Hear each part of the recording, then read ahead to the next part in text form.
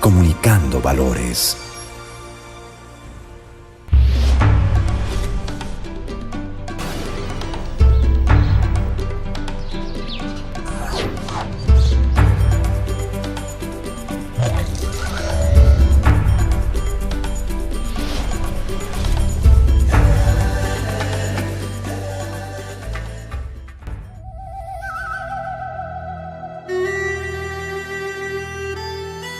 Este es mi cuerpo, que será entregado por ustedes. Este es cáliz de mi sangre, sangre de la alianza nueva y eterna. Hagan esto en memoria mía. Jesús había anunciado su partida, pero se quedó para siempre. Se despidió de los discípulos, pero no los abandonó. Fue colgado de un madero, pero siguió vivo dentro de ellos, presente en aquel pan y en aquel vino. Anunciamos tu muerte. Proclamamos tu resurrección. Ven, Señor Jesús. ¿Qué sentido tienen estas palabras en pleno siglo XXI? ¿Realmente los cristianos vivimos con seriedad este sacramento? Bienvenidos a un recorrido a través de la historia del sacramento más emblemático del cristianismo, la Eucaristía junto con la primera comunión. La primera comunión.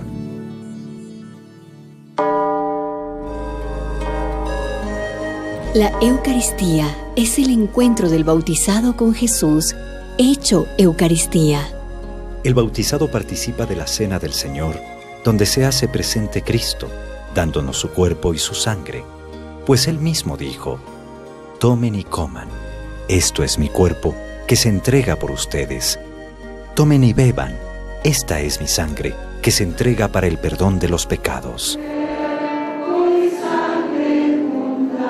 Es un encuentro de los bautizados en comunidad. ¿Cómo se llega entonces a participar de este banquete celestial establecido por el mismo Señor Jesús? La Iglesia, a través de la historia, ha establecido unos tiempos y unos lugares para la preparación del bautizado para este momento. Mediante la catequesis se prepara al candidato para recibir por primera vez el sacramento de la comunión. A través de la comunión se participa de una manera gradual del misterio de la muerte y resurrección del Señor Jesús con la comunidad cristiana. Dicha comunidad se reúne de una manera especial el día del Señor, es decir, el domingo. Por lo general, la Iglesia considera que la edad oportuna para hacer la primera comunión es después de los 7 años, hasta la adolescencia, es decir, hasta los 13 años. La catequesis para esta preparación debe vivirse en la parroquia, que es el lugar adecuado para esta experiencia de Dios, pero también hay otros lugares. Otras veces, esta tarea la desarrollan en los colegios de confesión católica, con el permiso de su respectivo párroco. Acompañemos a un grupo de niños que se están preparando para la primera comunión y que han querido compartirnos algunas de sus experiencias. ¿Para qué te estás preparando? Yo me estoy preparando espiritualmente para que cuando Jesús venga a mi corazón se sienta a gusto y feliz. ¿Cómo te preparas? Con fe y divinidad. ¿Qué temas te dan? Los mandamientos, los sacramentos. ¿Qué es para ti la primera comunión? Es recibir el cuerpo y sangre de Cristo en mi corazón. La catequesis se reflexiona sobre los principales acontecimientos de la historia de la salvación, como la creación, el pecado, el diluvio, los profetas, la elección de Abraham. También se explican algunos momentos en los que los cristianos vieron en el Antiguo Testamento anticipada la cena del Señor, hasta llegar a la historia de Jesús de Nazaret.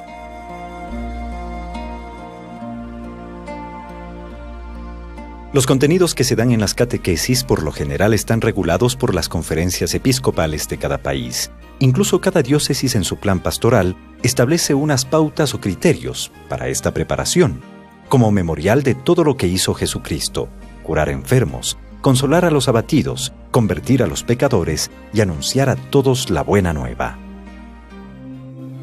Para entender el sacramento de la Eucaristía, demos una mirada a los evangelios. Evangelio de Lucas.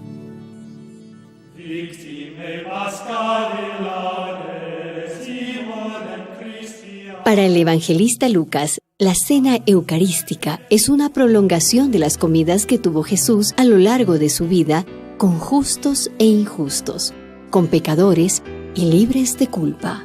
Jesús permite que la gente experimente de manera tangible los bienes de Dios y su amor por los hombres a los que obsequia una acogida incondicional, con el perdón de los pecados y la curación de las enfermedades.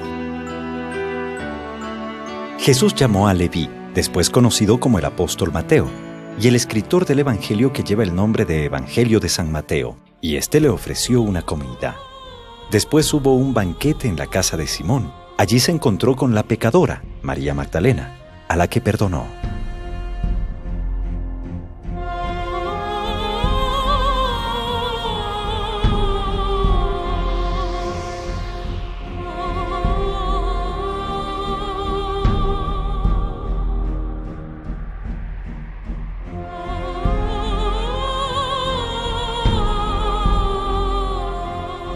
Una atención especial merece la parábola del Hijo Pródigo.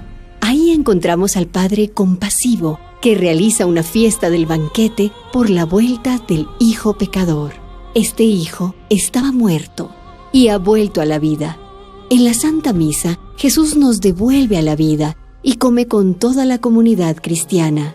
Allí anuncia su palabra, cura las enfermedades, la ceguera de ver las propias faltas, a los tullidos por el miedo. Se alienta a los abatidos por el peso de la vida. La Eucaristía anima y en especial llena de esperanza. Evangelio según San Juan. El evangelista San Juan nos muestra de una manera muy especial dos signos para entender la Eucaristía: la multiplicación de los panes con la revelación del capítulo 6 y en la última cena el lavatorio de los pies. Yo soy el pan de vida. El que coma de este pan vivirá para siempre.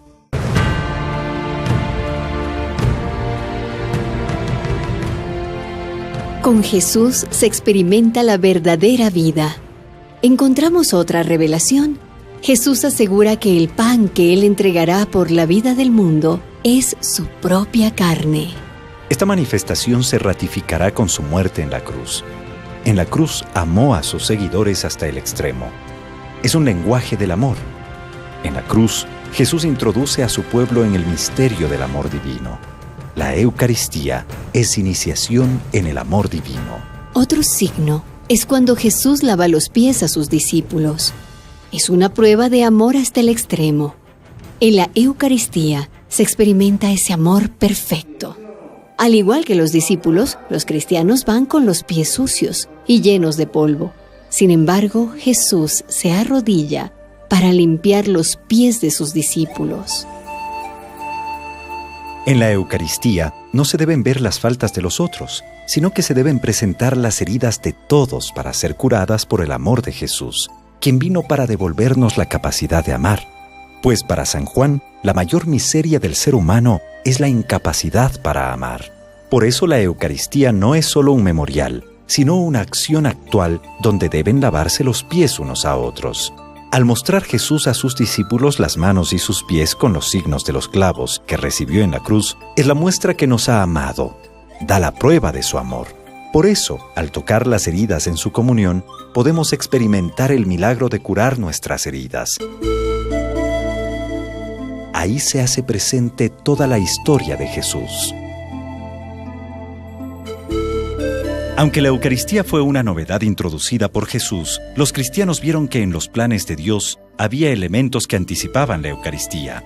En las ofrendas de Abel, en el sacrificio de Abraham, en el maná del desierto, en el banquete de la alianza, en el cordero pascual, en el pan y en el agua ofrecido por el ángel al profeta Elías, en el sacrificio de Melquisedec. El primer signo de participación de la Eucaristía es el pan, que es el alimento básico, como la síntesis de todo aquello que el hombre necesita para vivir. Por eso, en tiempos de Jesús, todas las comidas comenzaban con el gesto del Padre, tomando el pan en sus manos y recitando sobre él la oración de acción de gracias.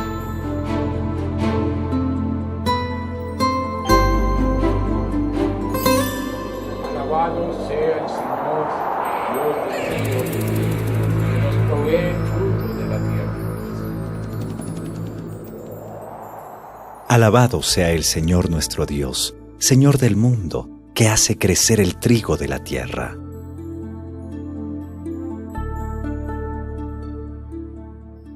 Otros signos que nos anticiparon la Eucaristía fueron el maná y la Pascua del pueblo judío.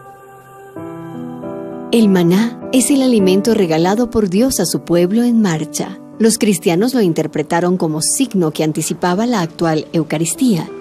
Era el signo de la compañía de Dios para su pueblo, tangible, visible. Era como un pan celestial que tenía buenos sabores.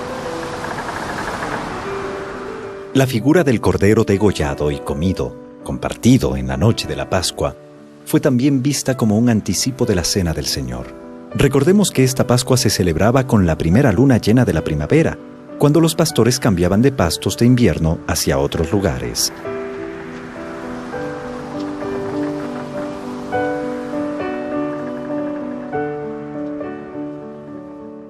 La liberación de la esclavitud en Egipto para el pueblo de Israel coincidió con la fiesta de la Pascua, de tal manera que hablar de Pascua es hablar de liberación.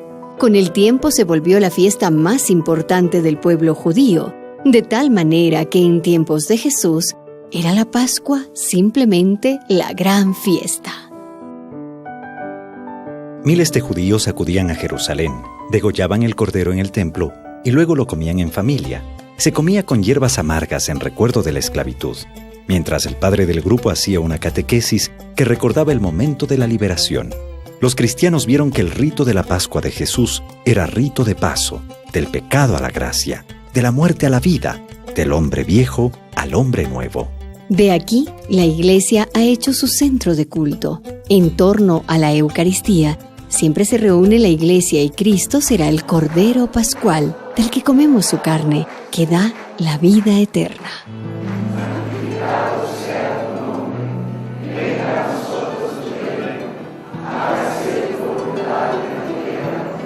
La Eucaristía ha tenido diferentes nombres a través de la historia. La fracción del pan era una comida que los cristianos celebraban en la casa de algunos de los hermanos, en los cuales se recordaban las palabras del Señor sobre el pan y el vino. Es uno de los nombres más conocidos y significativos aplicados a la acción de Jesús. Era muy familiar esta acción para Lucas y Pablo, que recordaba ese momento sublime de Jesús. El término de Eucaristía significa gratitud hacia alguien. Es decir, la Eucaristía se convierte en acción de gracias por antonomasia de la criatura hacia el Creador. Los cristianos de origen griego la llamaron sinaxis, es decir, lo que nosotros expresamos con el término comunión. Finalmente, la Cena del Señor quedó con el nombre de misa, del verbo mitere, que significa envío de una ofrenda al Señor o de una misión del pueblo de Dios hacia los hombres. Así era interpretada la expresión. Ite missa est, con la que por siglos concluyó la celebración de la Eucaristía. Incluso llegó a tomar el término técnico de bendición final. Por eso el término misa significa propiamente despedida. Algo así como se levantó la sesión, pero con el paso del tiempo llegó a tomar el significado de toda una celebración por excelencia para el cristianismo, tal y como lo conocemos en el día de hoy. Pero la celebración de la Eucaristía a través del tiempo tuvo su evolución. Al principio la celebración se hizo en medio del ágape o del banquete fraterno, otros al final del ágape, otros en momentos distintos. Al principio el número de personas parece que no pasaba de 30 o 40, pero también hubo personas que quisieron celebrarla aparte y esto trajo problemas. Sobre la Eucaristía encontramos documentos como la Didache o Enseñanza de los Apóstoles, un libro escrito hacia el año 90 o 100. Después encontramos hacia el año 160 la Apología de San Justino, donde se encuentra una descripción más completa, incluso donde se dice el día en que se celebraba. El día del sol, que equivalía al día primero de la semana, había la lectura de la Escritura por un lector, homilía del presidente, oración de los fieles, presentación del pan y del vino sobre el altar, consagración del pan y del vino, pronunciando las palabras del mismo Señor Jesús, distribución de la comunión entre los presentes y envío a los ausentes por medio de los diáconos. Finalmente se hacía una colecta para los necesitados, huérfanos, viudas, enfermos, encarcelados, forasteros de paso, que era entregada al presidente de la asamblea. Con el tiempo, mediante un proceso se fue llegando a una uniformidad, pero por otro lado, comenzaron a desaparecer las mesas y ya no era una comida fraterna, ya no estaban sentados o recostados, sino de pie. El nombre de Eucaristía se difundió y se fue desvaneciendo el de Cena del Señor.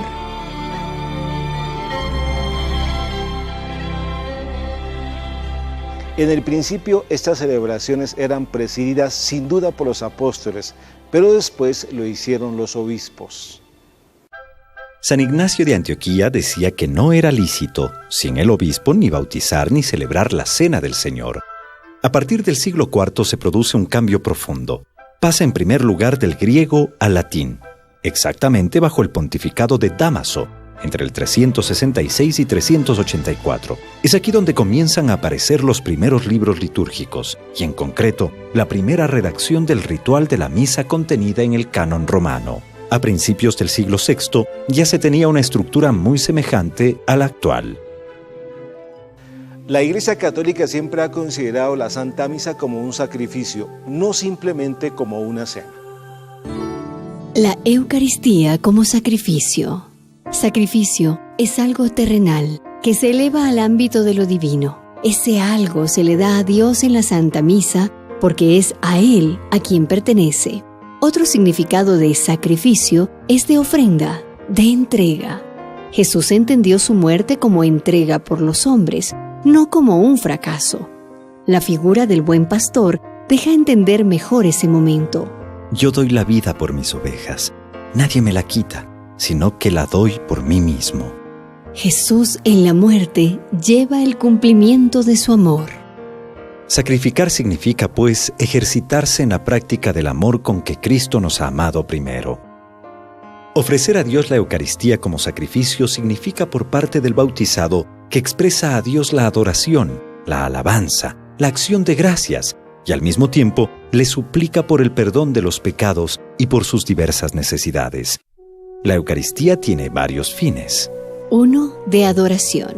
Otro, eucarístico, es decir, de acción de gracias por todo lo que Él hace por la humanidad. Un tercero, es un fin propiciatorio, que Dios sea favorable con sus criaturas, es ponerlo de parte del Hijo. Es decir, perdona los pecados, puesto que la sangre de Cristo fue derramada para el perdón de los pecados. No tiene este fin único, pero por ejemplo los santos padres consideraron este momento como una medicina contra el pecado. Un cuarto fin es el de súplica. Es un fin imperatorio. Dios es Padre, pero sobre todo lo es en la Eucaristía. Todo está bien, aunque parezca ante nuestros ojos que todo va mal. La gracia ha sido derramada, el perdón concedido, la reconciliación otorgada. La acción de gracia sube sin cesar hacia el cielo. La alabanza no cesa, la adoración nos postra ante Dios. Nos unimos a ese sacrificio que